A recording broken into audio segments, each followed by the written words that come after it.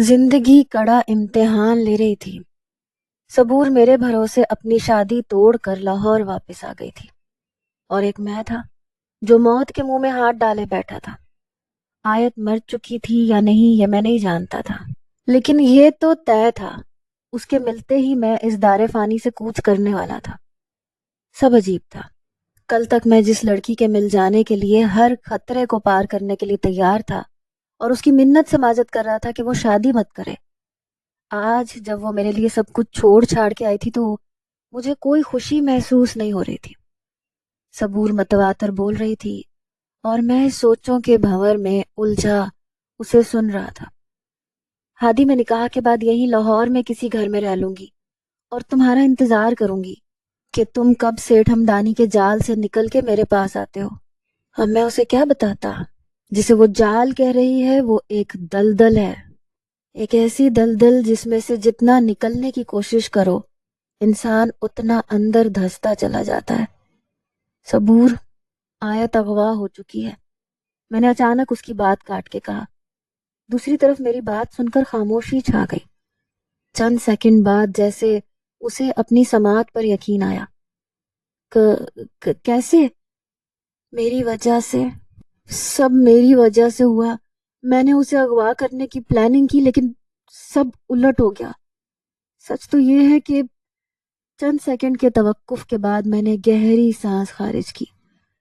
सच तो ये है कि मैं आयत को कत्ल करवाने जा रहा था। व्हाट?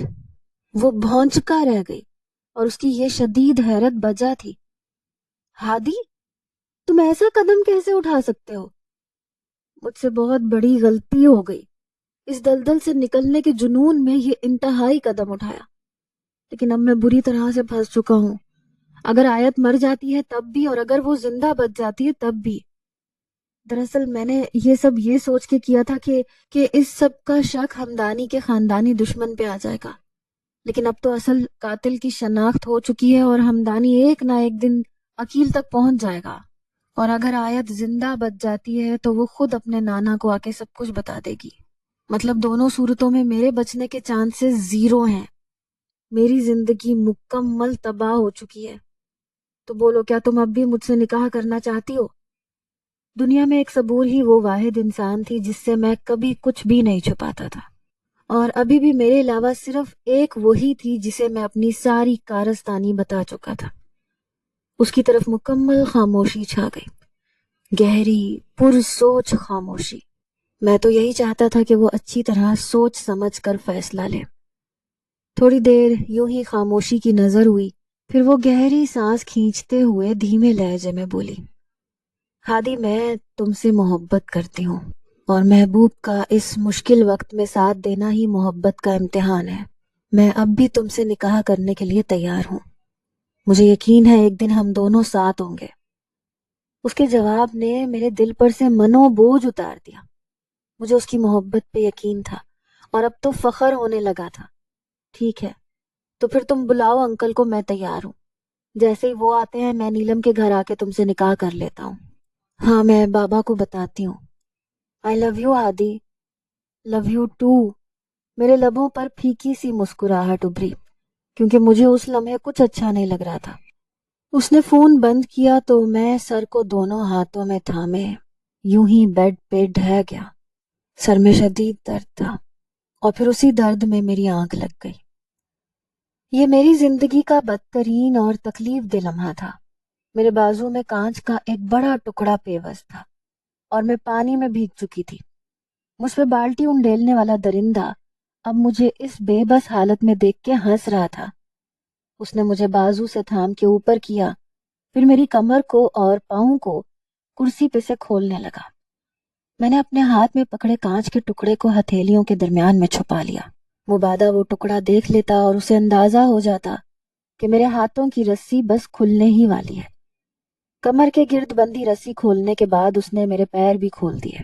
अब वो मुझे एक बाजू से थामे घसीटता हुआ लेके जा रहा था और मेरी तमाम तर तवज्जो बंदे हाथों की रस्सी को काटने पे थी। ये घर बहुत पुराना था। मैं जिस कमरे में बंद थी उसे छोड़कर बाकी घर में कदरे सफाई थी। میں کنکھیوں سے ارد گرد کا جائزہ لے رہی تھی. اگر میں یہاں سے بھاگوں تو کہاں سے بیرونی دروازہ ہوگا؟ 2 منٹ کے بعد ہی مجھے وہ ایک کمرے میں لے آیا جہاں پہلے سے ہی وہ خبیث شخص موجود تھا جس پر کچھ لمحے پہلے میں نے قے کی تھی. ابے پاگل کی اولاد، یہ کیا حال بنا دیا اس کا؟ وہ میری اتنی بری حالت دیکھ کر طیش میں آ گیا. میرے کپڑے، بازو، چہرہ سب پہ خون تھا اور بازو میں سے تو باقاعدہ خون بہہ رہا تھا. دادا میں نے کچھ نہیں کیا. میں گیا تو اس کی کرسی الٹی ہوئی تھی اور یہ فرش پہ گری پڑی تھی. وہ دونوں بحث میں لگے تھے اور میں تیزی سے رسی کاٹنے میں لگی تھی اور بالآخر میں کامیاب ہو گئی. لیکن اس پل میں کچھ کرنے کی ہمت نہیں کر پا رہی تھی. ابے نکال اس کے بازو سے کانچ کا ٹکڑا، اس نے میرے پاس کھڑے آدمی کو حکم دیا. اور جیسے ہی اس نے رخ میری طرف موڑا اس کی نظر میرے کھلے ہوئے ہاتھوں پر گئی اور اس سے پہلے کہ وہ کچھ بولتا میں نے پوری قوت لگا کر ہاتھ میں پکڑا کانچ کا ٹکڑا اس کی گردن میں پیوست کر دیا. وہ تڑپا اور خون کا فوارہ سا چل کے میرے چہرے کو رنگ گیا. میں نے ایک پل کی بھی دیر کیے بنا اسے دوسرے آدمی پہ دھکا دیا اور بھاگ گئی. لیکن اس آدمی نے فرش پہ گرتے گرتے فائر کیا. گولی میرے کاندھے کو چھوتی ہوئی گزری، لیکن ساتھ ہی میں ڈگمگائی اور بھاگتی ہوئی واپس اسی کمرے میں آ کر دروازے کی اوٹ میں چھپ گئی جہاں مجھے باندھا گیا تھا. میرے بازو اور کندھے سے خون بہ رہا تھا. پورے گھر میں ایک دم شور برپا ہو گیا. نوید کو ہسپتال لے کے جا، ہم اس لڑکی کو ڈھونڈتے ہیں. سارے دروازے کھلے تھے. وہ باہر بھاگ گئی ہے. میں جس دروازے کی اوٹ کے پیچھے چھپی ہوئی تھی وہاں سے ایک طرف کھلتی کھڑکی کا منظر صاف نظر آ رہا تھا. ان میں سے 2 آدمی زخمی کو ایک کار میں بٹھا رہے تھے اور باقی یقیناً باہر کھڑے ادھر ادھر مجھے دیکھ رہے تھے. ان کے وہم و گمان میں بھی نہیں تھا کہ میں واپس اسی کمرے میں آ گئی ہوں. وہ دونوں اب ایک دوسرے کو اشارے سے سمجھا رہے تھے کہ ایک دائیں طرف جائے اور دوسرا بائیں طرف. وہ باغ میں مجھے تلاش کر رہے تھے اور میں گھر میں تھی. میرے بازو سے بے تحاشا خون نکل رہا تھا. تبھی میری نگاہ کمرے کے وسط میں فرش پہ گرے میرے دوپٹے پہ گئی. میں نے دوپٹہ اٹھایا، اپنے کاندھے کے گرد لپیٹنے لگی. دوپٹہ باندھنے کے بعد میں کمرے سے باہر نکلی اور گھر کے صحن میں لگے درختوں اور جھاڑیوں میں آ کے چھپ گئی. ابھی باہر میرے لیے بہت خطرہ تھا اور میری حالت ایسی نہ تھی کہ میں ان کے مقابل بھاگ سکتی. چند منٹ ہی گزرے تھے جب وہ حواس باختہ سے گھر میں داخل ہوئے. جلدی سب سمیٹ، ان لوگوں کے پہنچنے سے پہلے یہاں سے نکلنا ہے. میں نہیں جانتی تھی وہ کن لوگوں کی بات کر رہے تھے، لیکن پھر میرے دیکھتے ہی دیکھتے وہ اپنی گنز اور دوسرا سامان اٹھا کے نکلے اور صحن میں کھڑی ایک چھوٹی سی کار میں بیٹھ کے فرار ہو گئے. ان کے جانے کے بعد جب مجھے محسوس ہوا کہ اب کوئی بھی نہیں ہے تو میں کراہتے ہوئے درختوں کی اوٹ سے نکلی اور باہر آ گئی. باہر کچھ نظر نہیں آ رہا تھا. دور دور تک کھیت اور درخت تھے. میں نے ایک سمت میں بھاگنا شروع کر دیا. مجھے کوئی ہوش نہیں تھا میں کہاں جا رہی ہوں. میں بس بھاگ رہی تھی، اپنی پوری رفتار کے ساتھ بھاگ رہی تھی. میری آنکھوں کے آگے اندھیرا چھانے لگا اور پھر میں نے خود کو زمین پر گرتے محسوس کیا. آیت نہیں ملی تھی. یہ دوسرا دن تھا. سیٹھ کے گنڈے ناکام لوٹے تھے. ایک بات میری سمجھ سے باہر تھی کہ سیٹھ اس سارے معاملے میں پولیس کو شامل کیوں نہیں کر رہا تھا. شاید اس کی وجہ ان کے اپنے ایسے کام اور دشمنیاں تھیں جو وہ پولیس سے پوشیدہ رکھنا چاہتے تھے. ہم سب سیٹھ ہمدانی کے آفس میں موجود تھے. سیٹھ سر تھامے صدمے کی حالت میں اپنی کرسی پہ بیٹھا تھا اور باقی 25-30 آدمی ارد گرد کھڑے تھے. میں کچھ دور لگے صوفے پہ بیٹھا تھا. میں اپنے صدمے میں تھا. سیٹھ جی، آیت بی بی کی کوئی خبر نہیں. شاید وہ لوگ اپنے ساتھ لے کے گئے ہیں. ہم نے کراچی میں بھی سب کو ایکٹیو کر دیا ہے. وہ عقیل زیادہ دیر تک ہم سے نہیں بچ سکے گا. بڑی مونچھوں والا سیٹھ کو تسلی دے رہا تھا اور سب ابھی اس امید کو باقی رکھے ہوئے تھے کہ آیت زندہ ہے. سیٹھ ہمدانی تا ہنوز سر جھکائے بیٹھا تھا. آیت بی بی کو کچھ نہیں ہوگا سیٹھ جی، شیر علی نے دلگیر لہجے میں کہا تو سیٹھ نے آہستگی سے سر اوپر اٹھایا. ان 2 دنوں میں ہی سیٹھ کا چہرہ زرد پڑ گیا تھا، لیکن سرخ آنکھیں کسی زخمی شیر کی طرح لگ رہی تھیں. یہ کوئی عام اغوا نہیں تھا. ضرور اس کے پیچھے کسی کا ہاتھ ہے. مجھے اس انسان کا پتہ چلانا ہے. دن رات ایک کر دو اور اگر وہ مر بھی گیا ہے تو اسے قبر سے گھسیٹ کے باہر لے کر آؤ۔ سیٹھ ہمدانی بول نہیں رہا تھا، باقاعدہ غرا رہا تھا۔ میرا دل کانپنے لگا۔ جاؤ اب سب یہاں سے، اور تب تک مجھے اپنی شکل نہ دکھانا جب تک وہ مل نہ جائے۔ سیٹھ ہمدانی پوری قوت سے چلایا تو جیسے ہمدانی ولاس کے در و دیوار بھی لرز گئے۔ وہ سب تیر کی طرح سیدھے ہوئے اور پھر شیر علی کے اشارے پہ باہر نکلنے لگے۔ سیٹھ ہمدانی بھی اپنے کیئر ٹیکر کو کمرے میں لے جانے کا حکم دے رہا تھا۔ سب کے جانے کے بعد ایک میں تھا جو اس ہال نما آفس میں اکیلا بیٹھا تھا۔ اب کیا ہوگا؟ دماغ جیسے سوچنے سمجھنے کی صلاحیت کھو چکا تھا۔ میرے فون کی گھنٹی بجنے لگی تو میں چونک کے اس طرف متوجہ ہوا۔ صبور کا فون تھا، لیکن یہاں سننا مناسب نہیں تھا۔ میں نے کال منقطع کی اور اسے پیغام ارسال کیا، میں تمہیں کال کرتا ہوں، ویٹ۔ میں آفس سے اٹھا اور باہر لابی سے ہوتا ہوا لان میں آ گیا۔ ایک طائرانہ نگاہ ارد گرد گھمائی، پھر فون سے نمبر ملا کے کان سے لگایا۔ صبور نے جھٹ سے فون اٹھایا۔ ہیلو؟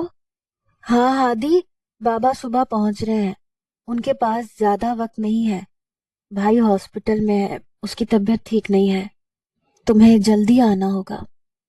کتنے بجے پہنچیں گے؟ وہ کل دوپہر 2 بجے یہاں ہوں گے، تم ان سے پہلے پہنچ جانا، کیونکہ وہ نکاح کے فوراً بعد یہاں سے نکل جائیں گے۔ میں پہنچ جاؤں گا، میں نے ٹھنڈے سے لہجے میں کہا، جسے اس نے فوراً محسوس کر لیا۔ ہادی، کیا تم خوش نہیں ہو؟ میرے خوش ہونے والے حالات نہیں ہیں، میں نے بے بسی سے کہا۔ ہادی، کیا ہم بھاگ نہیں سکتے؟ مطلب تم کیوں اس سب میں خود کو الجھا رہے ہو؟ بھاگ کے کہاں جاؤں گا؟ میری فیملی ہے، اگر میں بھاگ گیا تو سیٹھ میری فیملی سے بدلہ لے گا۔ تم نہیں جانتی یہ لوگ کیسے ہیں۔ میں کہیں نہیں جا سکتا صبور۔ وہ میرا جواب سن کر خاموش ہو گئی۔ صبور، میں کل آ جاؤں گا، ابھی میں فون رکھتا ہوں، میرے گھر والے ادھر ہمدانی ولاز آ رہے ہیں۔ میں نے بہانہ گھڑا، حالانکہ میں مزید اس سے بات نہیں کرنا چاہتا تھا۔ اوکے، میں تمہارا انتظار کروں گی۔ اس نے فون بند کیا تو میں پھر سے عقیل کا نمبر ملانے لگا، لیکن وہ بند تھا۔ آخر کہاں تھا وہ؟ آسمان کھا گیا یا زمین نگل گئی؟ میں نے دانت پیسے اور فون بند کر دیا۔ میری آنکھ کھلی تو میں ہاسپٹل میں تھی۔ ایک ہاتھ پہ ڈرپ لگی تھی، کندھے اور بازو پر پٹی بندھی تھی، سر پہ بینڈیج تھی۔ میں نے اٹھنا چاہا لیکن تکلیف کی وجہ سے آنسو نکل گئے۔ میں کہاں تھی؟ مجھے یہاں کون لایا تھا؟ میں اسی تلاش میں گردن گھما رہی تھی۔ یہ کوئی بہت ہی کم درجے کا ہسپتال لگتا تھا۔ میں پھر سے اٹھنے کی کوشش کر رہی تھی جب کمرے میں نرس داخل ہوئی۔ مجھے دیکھتے ہی میری طرف بھاگی۔ نہیں نہیں، اٹھیے مت۔ اس نے مجھے اٹھنے سے منع کیا، پھر فوراً باہر بھاگی۔ آپ کے مریض کو ہوش آ گیا ہے، میں ڈاکٹر کو لے کے آتی ہوں، وہ باہر کسی کو بتا رہی تھی۔ میں بمشکل گردن اٹھا کے دیکھ رہی تھی جب ایک ادھیڑ عمر شخص کمرے میں داخل ہوا۔ مجھے دیکھ کے مسکرایا، پھر ہاتھ اوپر اٹھا کے دعا مانگنے لگا۔ شکر اللہ، شکر، دھی رانی کو ہوش آ گیا۔ دعا کرنے کے بعد وہ میرے سرہانے آ کے کھڑا ہوا۔ پریشان نہ ہو بیٹا، تمہیں میں یہاں لایا ہوں، تم میرے باغ میں بے ہوش پڑی تھی۔ کون ہو تم اور یہ سب کیسے ہوا تمہارے ساتھ؟ وہ مجھ سے تفصیل پوچھ رہا تھا۔ آپ کے پاس فون ہوگا؟ مجھے کال کرنی ہے، میں نے اس کے سوالوں کے جواب دینے کے بجائے بے چینی سے پوچھا۔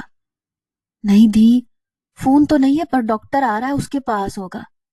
دراصل مجھے معاملہ تھوڑا اور لگ رہا تھا، میں نہیں چاہتا تھا پولیس کو بلاؤں، اس لیے یہ پاس کے گاؤں میں لے آیا۔ یہ ڈاکٹر میرے پتر کا دوست ہے، اس لیے چپ چاپ علاج کیا۔ تجھے آج 2 دن بعد ہوش آیا ہے؟ 2 دن بعد؟ میں نے سرگوشی میں دہرایا۔ مجھے شدید دھچکا لگا تھا۔ پلیز ڈاکٹر کو جلدی بلائیں، مجھے میرے نانا کو کال کرنی ہے۔ آ رہا ہے ڈاکٹر، نرس بلانے گئی ہے۔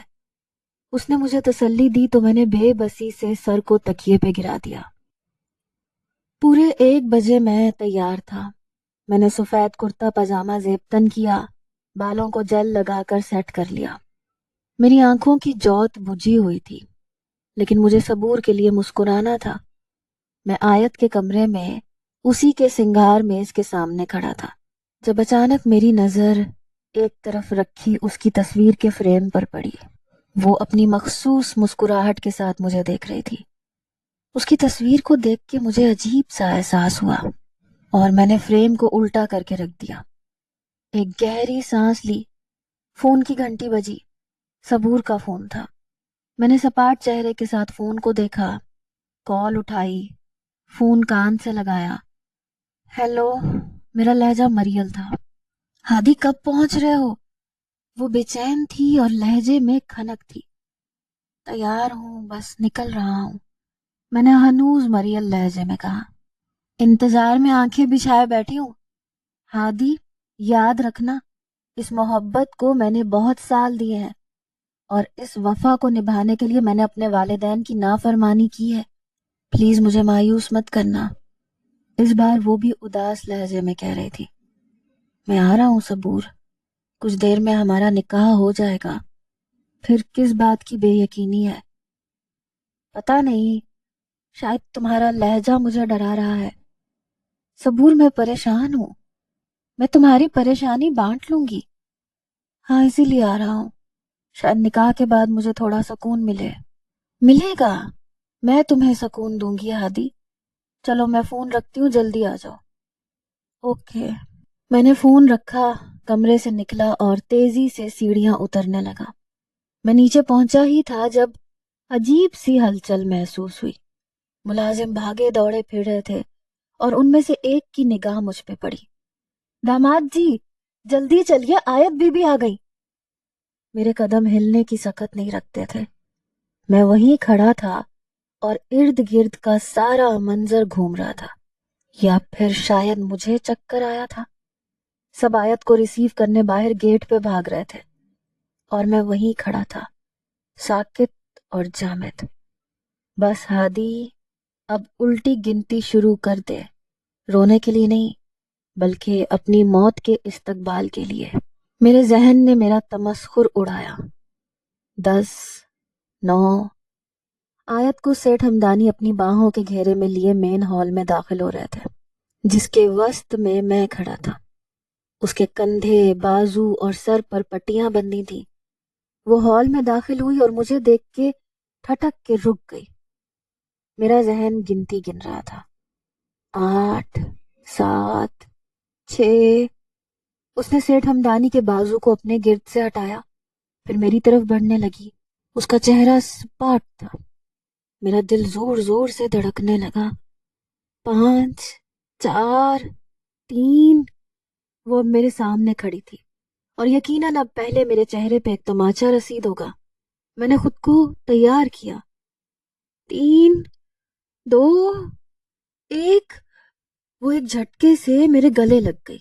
ہادی، میں ٹھیک ہوں، میں نے خود کو اور ہمارے بچے کو بچا لیا۔ بچے کو؟ میرے ذہن میں پٹاخے پھوٹنے لگے۔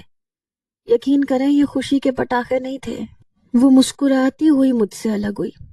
اس کی آنکھیں خوشی سے چمک رہی تھیں اور میں ہونکوں کی طرح اس کا چہرہ دیکھ رہا تھا۔ اس کے چہرے پہ زخم تھے، نیل کے نشان تھے۔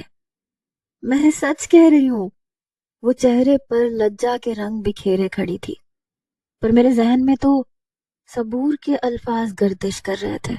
کچھ دور کھڑے سیٹھ ہمدانی نے سب سن لیا تھا اور اس کی تو باتیں کھل گئی۔ شیر علی، متین، کھڑے کیوں ہو سب؟ چلو جاؤ، مٹھائی کا انتظام کرو۔ سیٹھ کے لہجے میں گرم جوشی تھی۔ آیت پلٹی اور یوں ہی مسکراتی ہوئی سیٹھ ہمدانی کی طرف بڑھ گئی، جو اب باہیں پھیلائے مسکرا رہا تھا۔ او میری لاڈی، میری شہزادی، تم نہیں جانتی میں کتنا خوش ہوں یہ سب سن کر۔ سیٹھ ہمدانی اسے سینے سے لگائے کھڑا تھا اور میں یوں ہی ساکت کھڑا تھا۔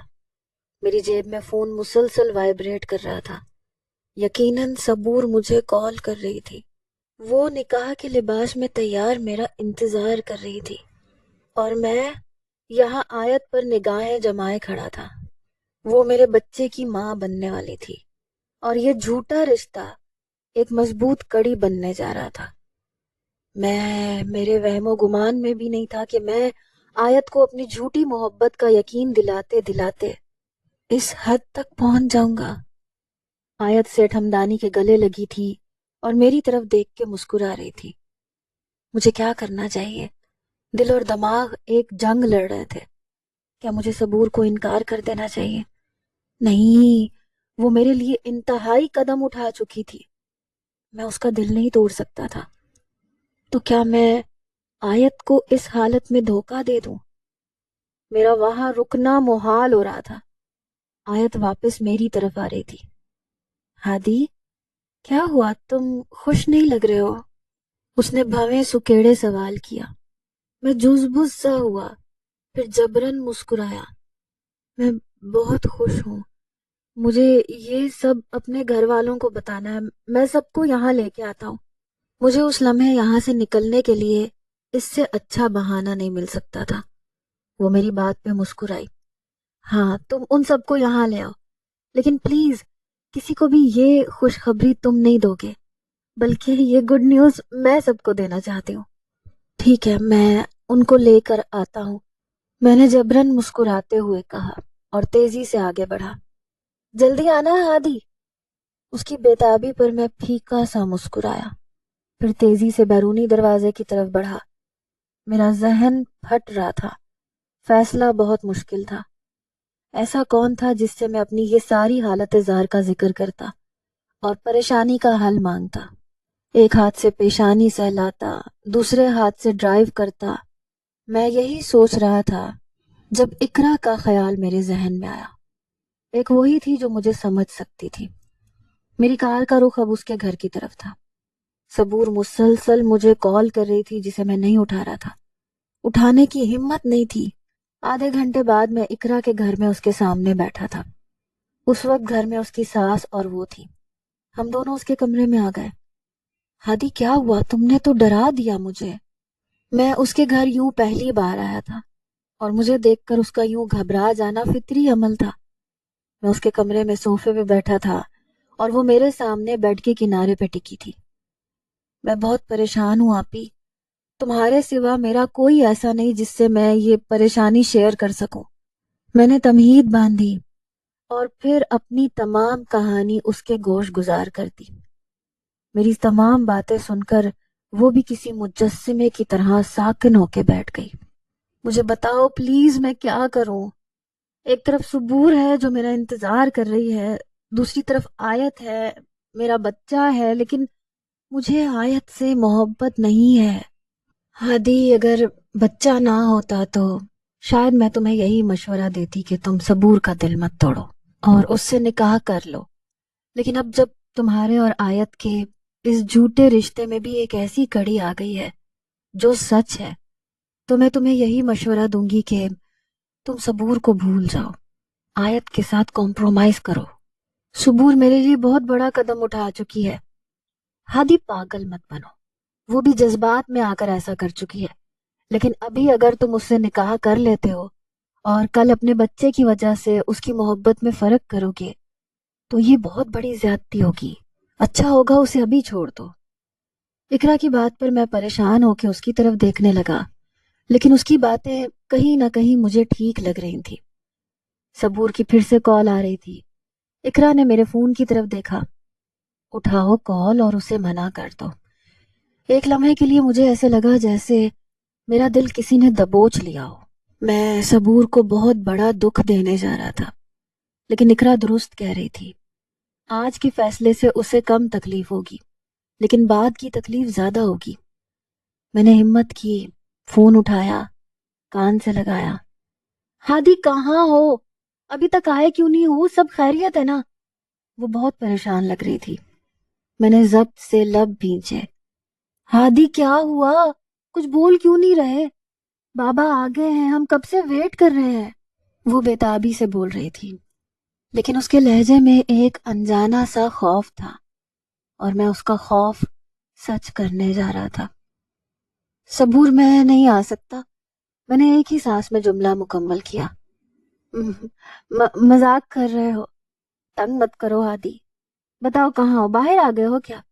وہ ہکلائی۔ میں مذاق نہیں کر رہا، آیت واپس آ گئی ہے، میں تمہیں کسی مصیبت میں نہیں ڈال سکتا، میں اتنا خود غرض نہیں ہوں۔ ہادی، پلیز ایسے مت کہو. میں وہ بے چینی سے کچھ کہنے جا رہی تھی کہ میں نے اس کی بات کاٹ دی. صبور پلیز تم اپنے بابا کے ساتھ واپس چلی جاؤ. میں نے 2 ٹوک لہجے میں کہا اور کال کاٹ دی. میں نے اپنی آنکھیں سختی سے میچ لی. میں صبور کی تکلیف کو اپنے دل میں محسوس کر سکتا تھا. اقرا نے میرے کندھے پہ ہاتھ رکھا. ہادی گلٹ مت لو، تم نے بہت اچھا فیصلہ لیا ہے. میں نے دھیرے سے آنکھیں کھولی. آنکھیں جل رہی تھیں. تم ساتھ چلو گی ساتھ؟ میں سب گھر والوں کو لے کے ہمدانی ہاؤس جا رہا ہوں. ہاں میں امی جی کو بتا کے آتی ہوں. اس نے فوراً سے حامی بھری اور اپنی جگہ سے اٹھ کھڑی ہوئی. میرے موبائل پہ لگاتار نیلم کی کال آ رہی تھی. صبور کے پیغامات آ رہے تھے. ظاہر سی بات تھی وہ یہ سب کیسے برداشت کرتی. وہ منتیں کر رہی تھی، رو رہی تھی. نیلم بار بار کال کر رہی تھی. میں نے ایک گہری سانس خارج کی. سینے پہ بوجھ تھا، گلے میں آنسوؤں کا گولا اٹک رہا تھا. میں موبائل کو آنکھوں کے سامنے کیے بیٹھا تھا. پھر میں نے اس کے اور نیلم کے نمبر کو بلاک کر دیا. میری آنکھوں میں امٹتی نمی کو میں محسوس کر سکتا تھا. اب صبور کے بابا کے نمبر سے کال آنے لگی. میں نے موبائل کو سوئچ آف کیا اور موبائل جیب میں رکھ لیا.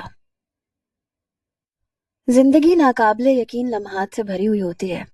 کچھ ایسے لمحات اور ایسے پل ہوتے ہیں جو ہمیں اندر سے کھوکھلا کر دیتے ہیں، پھر چاہے ہم کتنے ہی مضبوط کیوں نہ ہو.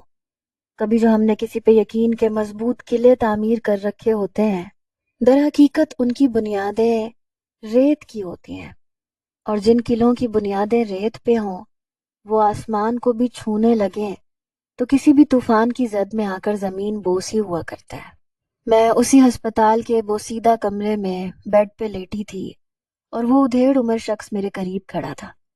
دروازہ کھلنے کی آواز کے ساتھ کوئی اندر داخل ہوا. لو ڈاکٹر آ گیا. مجھے ابھی آنکھیں موندے چند سیکنڈ ہی ہوئے تھے جب پاس سے اس ادھیڑ عمر شخص کی آواز سنائی دی. میں نے آہستگی سے آنکھیں کھولیں تو 2 ہم عمر 28-29 سال کے لڑکے میرے سرہانے آن کھڑے ہوئے، جن میں سے ایک کے گلے میں اسٹیتھوسکوپ تھا. دھی رانی، یہ میرا بیٹا امجد ہے، اسی کا دوست ہے یہ ڈاکٹر. اس بزرگ نے نرم لہجے میں ڈاکٹر کے ساتھ کھڑے لڑکے کا تعارف کروایا. ڈاکٹر میرے قریب آ کر میری کلائی تھام چکا تھا. ڈاکٹر مجھے موبائل چاہیے، مجھے اپنے گھر فون کرنا ہے. جی میں بات کرواتا ہوں، آپ پریشان نہ ہو. یہ بتائیں کیسا فیل کر رہی ہیں؟ ڈاکٹر نے نرمی سے کہا. پاس کھڑی نرس کو اشارہ کیا. وہ ہاتھ میں پکڑا نوٹ پیڈ اور فائل لیے پاس آ گئی. میں ٹھیک ہوں، مجھے بس یہاں سے جانا ہے، میرے گھر والے پریشان ہوں گے. آپ کا نام پوچھ سکتا ہوں؟ وہ میری باتوں کو نظر انداز کرتا نوٹ پیڈ پر قلم گھسیٹتا ہوا مجھ سے پوچھ رہا تھا. میرا نام آیت ہے، میں سیٹھ تاج ہمدانی کی نواسی ہوں. آپ یہ سب فارمیلٹی بعد میں ادا کر لیجئے گا، پہلے مجھے فون دے دیں، مجھے میرے نانا کو کال کرنی ہے. مجھے کچھ بھی اچھا نہیں لگ رہا تھا. میں جلد از جلد نانا ابی سے بات کرنا چاہتی تھی.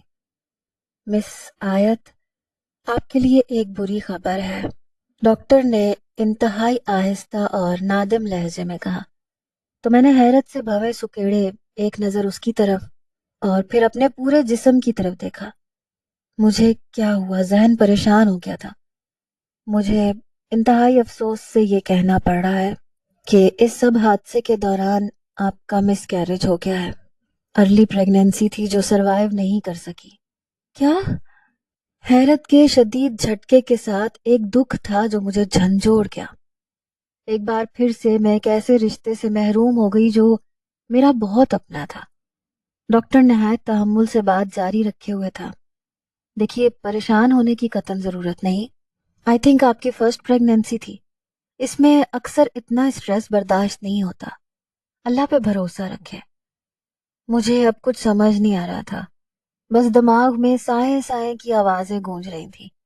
جب امجد نامی لڑکا آیا، ہاتھ میں پکڑا موبائل میری طرف بڑھایا. آپ جہاں پر بے ہوش ہوئی تھیں وہاں سے کچھ دور ڈیرے سے یہ ملا ہے. ویسے تو وہ ڈیرا ہمیشہ ہی بند رہتا تھا، لیکن اس دن کھلا تھا تو میں اور میرے دوست اندر چلے گئے. وہیں ہمیں گھاس میں گرا یہ موبائل بھی ملا. میں نے اسے چارج کیا ہے، شاید آپ کی کچھ مدد کر سکے. میں نے جھپٹ کر اس کے ہاتھ سے موبائل چھینا. موبائل پرانی طرز کا تھا، किसी किस्म का कोई लॉक नहीं था। उसकी स्क्रीन एक जगह से टूटी हुई थी। ये मोबाइल यकीनन उन अगवा करने वालों में से किसी एक का था, जो हड़बड़ाहट में वहीं लॉन में गिर गया था। मैंने मोबाइल का बटन दबाया तो स्क्रीन खुल गई। सबसे पहले मैं कॉल लिस्ट में गई और पहले ही नंबर पर निगाह पड़ते जैसे मुझे अपना सांस बंद होता हुआ महसूस हुआ। ये हादी का नंबर था।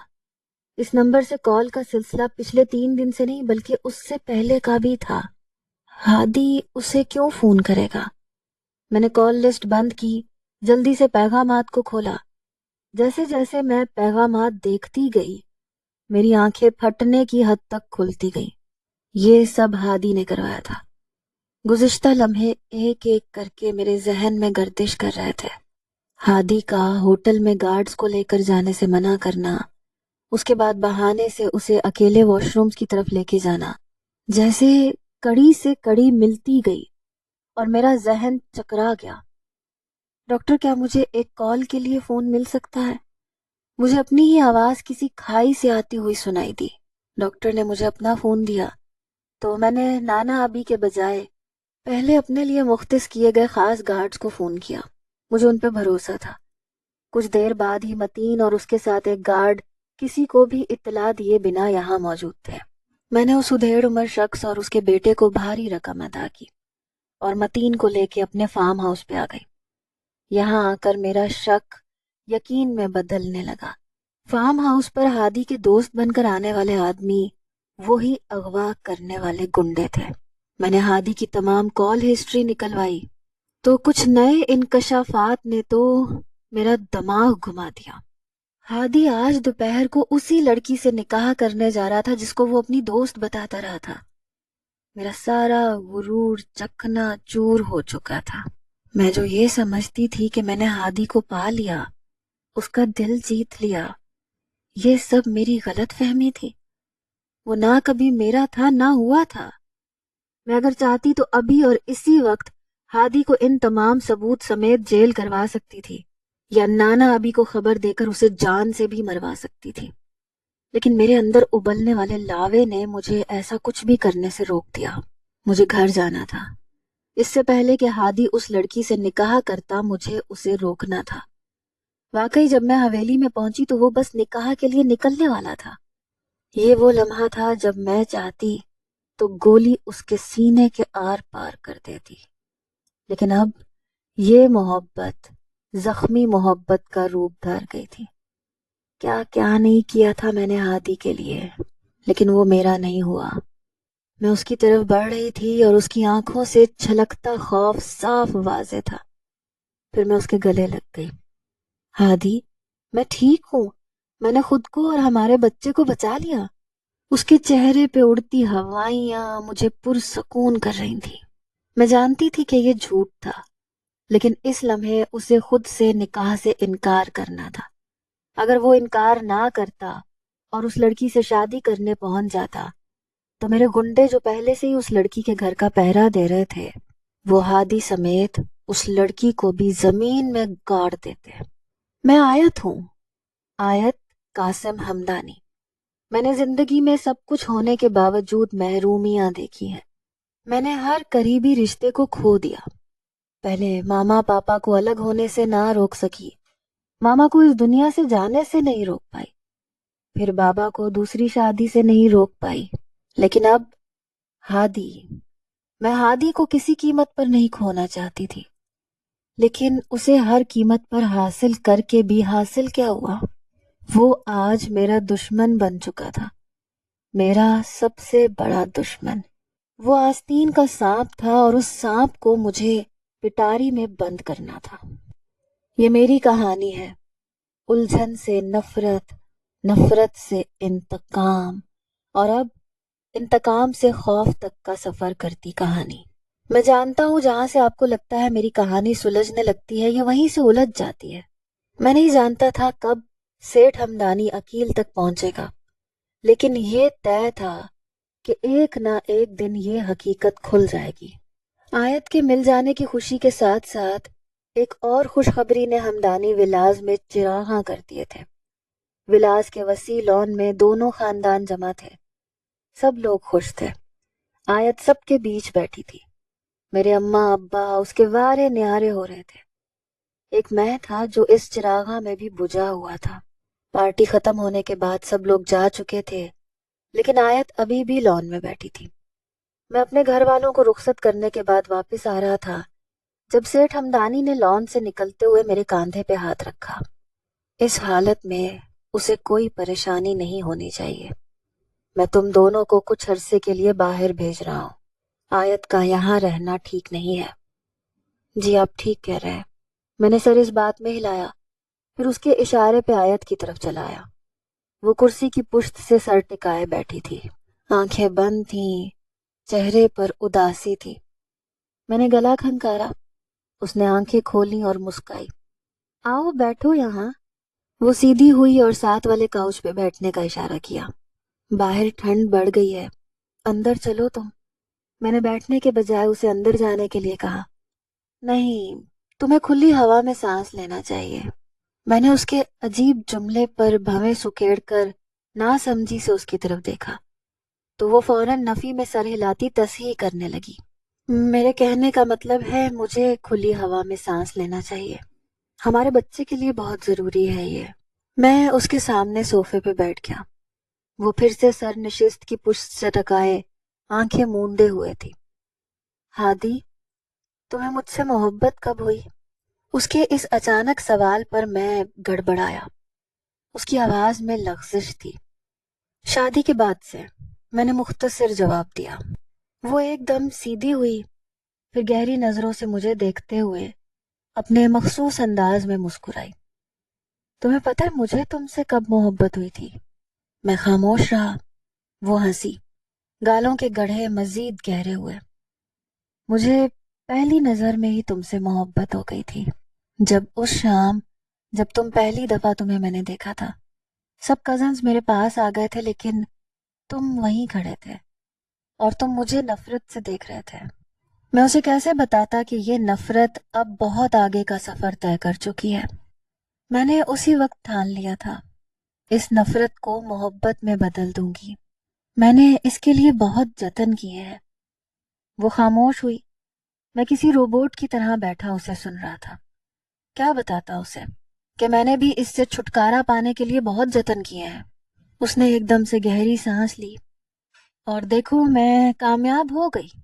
میں نے سنجیدگی سے سر ہلایا اور فوراً اپنی جگہ سے اٹھ کھڑا ہوا. تمہیں اب آرام کرنا چاہیے. چلو اٹھو چلتے ہیں. اب آرام ہی تو کرنا ہے. بیٹھو نا، کھلی فضا ہے. تم مس کرو گے یہ سب. میں نے ناسمجھی سے اس کی طرف دیکھا. وہ اتنی عجیب باتیں کیوں کر رہی تھی؟ وہ میرا ہاتھ تھام کے زبردستی بٹھا رہی تھی. میں الجھا سا پاس بیٹھ گیا. تمہیں پتہ ہے نانا ابھی چاہتے ہیں ہم کہیں باہر گھوم آئے. ہاں انہوں نے مجھے بتایا ہے. وہ مسکرائی، پھر سر جھٹکا. تو بتاؤ تم کہاں جانا چاہتے ہو؟ کہیں بھی. میں نے کندھے اچکائے. اس کا عجیب سا انداز مجھے خوف زدہ کر رہا تھا. کہیں بھی جہاں صرف میں ہوں اور تم ہو. ہاں میں نے الجھ کے کہا. تو ٹھیک ہے، ڈن. وہ گہری سانس خارج کرتی ہوئی سیدھی ہوئی اور پھر اسی طرح نشست سے سر ٹکا لیا. اور میں اس کی طرف دیکھ کے یہ سوچ رہا تھا کہ مجھے اس کے ساتھ کیسے کمپرومائز کرنا ہے، یا اس ڈر میں جینا ہے کہ کب کس گھڑی اسے ساری حقیقت پتہ چل جائے گی اور پھر میرا سارا کھیل ختم ہو جائے گا. میں ہار چکی تھی اور ایک ہارے ہوئے انسان کے لیے زندگی اور موت ایک جیسی ہوتی ہے. لیکن میں نے اس موت کا انتخاب صرف اپنے لیے نہیں کیا تھا. میں ہادی کو اپنے ساتھ لے کر یہ سب کرنے جا رہی تھی اور اس کا علم میرے سوا اور کسی کو نہیں تھا. نانا ابھی جلد بدیر ان آدمیوں تک پہنچنے والے تھے جنہوں نے مجھے اغوا کیا تھا، اور اگر ہادی کا پلان کامیاب ہو جاتا تو شاید میں اب اس دنیا میں نہ ہوتی. ہادی کی حقیقت کھلتے ہی نانا ابھی اسے کبھی زندہ نہیں چھوڑیں گے. یہ میں اچھے سے جانتی تھی کیونکہ وہ کبھی کسی کو دوسرا موقع نہیں دیتے تھے. میں یہ سب ہونے سے پہلے ایک اور کھیل کھیلنے جا رہی تھی جس کا انجام میں نہیں جانتی تھی. ہم دونوں گاڑی میں بیٹھے تھے، ایئرپورٹ کے لیے روانہ تھے. متین اور میرا خاص ڈرائیور میرے ساتھ تھا. جن کو میں نے صرف آدھے پلان میں شامل کیا تھا، جبکہ باقی کا آدھا صرف اور صرف میں جانتی تھی۔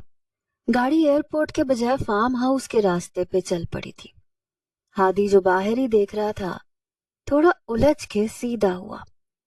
یہ کہاں جا رہے ہیں ہم؟ یہ ایئرپورٹ کا روٹ تو نہیں ہے؟ ہاں، ہم پہلے فارم ہاؤس جا رہے ہیں، میرے کچھ ڈریسز ہیں وہاں، مجھے وہ لینے ہیں۔ ہم بہت لیٹ ہو جائیں گے، کیا ضرورت ہے ان ڈریسز کی؟ نہیں ہوتے لیٹ، اسی لیے تو جلدی نکلے ہیں، ڈونٹ وری۔ میں نے مسکرا کر اسے تسلی دی۔ وہ سنجیدہ سا ہو کے بیٹھ گیا۔ کچھ گھنٹوں کے سفر کے بعد ہم فارم ہاؤس پہنچے۔